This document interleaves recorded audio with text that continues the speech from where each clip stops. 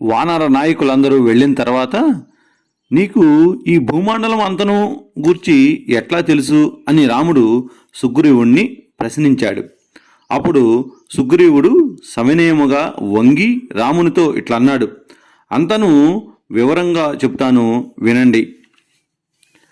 మహిష రూపములో వచ్చిన దుందుభి అను దానవుని వాలి మలయ పర్వతం వైపు తరమగా ఆ మహిషము మలయ పర్వత గుహలలో ప్రవేశించింది.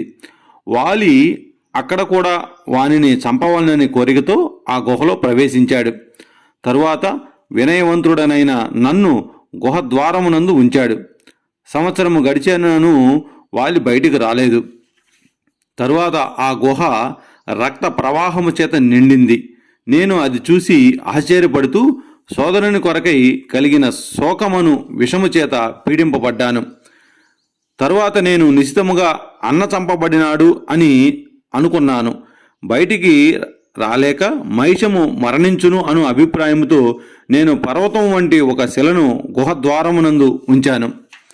తర్వాత నేను వాలి జీవితము విషయమున నిరాశుడనై కిష్కిందకు తిరిగి వచ్చి విశాలమైన రాజ్యమును తారను రుమను పొంది అతని మిత్రులతో కలిసి ఏ బాధలు లేకుండా సుఖంగా నివసిస్తూ ఉన్నాను.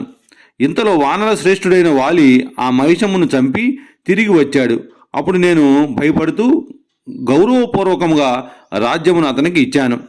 దుష్టబుద్ధి గల ఆ వాలి వ్యధ చెందిన ఇంద్రియములు గలవాడై నన్ను చంపవాలని కోరికతో కోపావిష్టుడై మంత్రులతో కలిసి పారిపోతున్న నన్ను తరుముకొని వచ్చాడు. వాలి తరమగా నేను అనేక నదులను వనములను నగరములను చూస్తూ పరిగెత్తాను.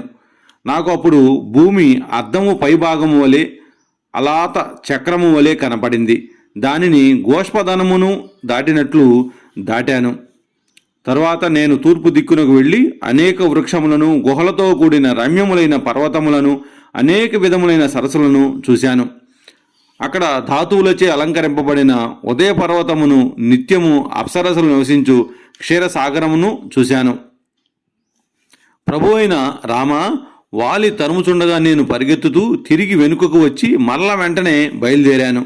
తరువాత ఆ దిక్కు నుండి వింధ్య పర్వత వృక్షములతో నిండిన చందన వృక్షములతో ప్రకాశిస్తున్న దక్షిణ దిక్కుకు ప్రయాణమయ్యాను. అక్కడ వృక్షముల మధ్య నుండి పర్వతముల మధ్య నుండి మరొక దిక్కు వైపునకు చూసుకుంటూ వాలి తరుముచుండగా పశ్చిమ దిక్కుకు వెళ్ళాను. నేను అక్కడ అనేక ప్రదేశములను పర్వత శ్రేష్టమైన అస్త్రాద్రిని చూస్తూ ఆ అస్త్రాద్రిని చేరి అక్కడి నుండి ఉత్తరం వైపు పరిగెత్తాను. నేను హిమవత్ పర్వతమునకు మేరు పర్వతమునకు ఉత్తర సముద్రమునకు వెళ్ళాను. ఈ విధముగా వాలి తరుముచుండగా రక్షణమేమీ లభించని నన్ను చూసి బుద్ధిమంతుడు సంపన్నుడైన హనుమంతుడు ఇట్లా పలికాడు, రాజా, పూర్వము మతంగముని వానర రాజైన వాలిని శపించిన విషయము ఇప్పుడు నాకు గుర్తుకు వచ్చినది. వాలి ఆశ్రమంలో ప్రవేశించినచో వాని శిరస్సు 100 ముక్కలు అగును. అక్కడ మనకు నివాసము సుఖకరముగాను నిర్భయముగాను ఉండును. ఓ రామా, అప్పుడు వాలి ఋష్యముఖ పర్వతం వరకు వచ్చి అక్కడ మతంగుని శాపమునకు భయపడి ఆ పర్వతం మీదకు రాలేదు.